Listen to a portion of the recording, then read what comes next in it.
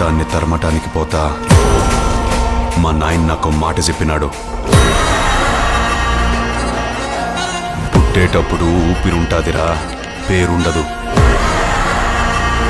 అట్నే పోయేటప్పుడు ఊపిరుండదు, పేరు మాత్రమే ఉంటాది. ఆ పేరెట్టా నిలబడాలంటే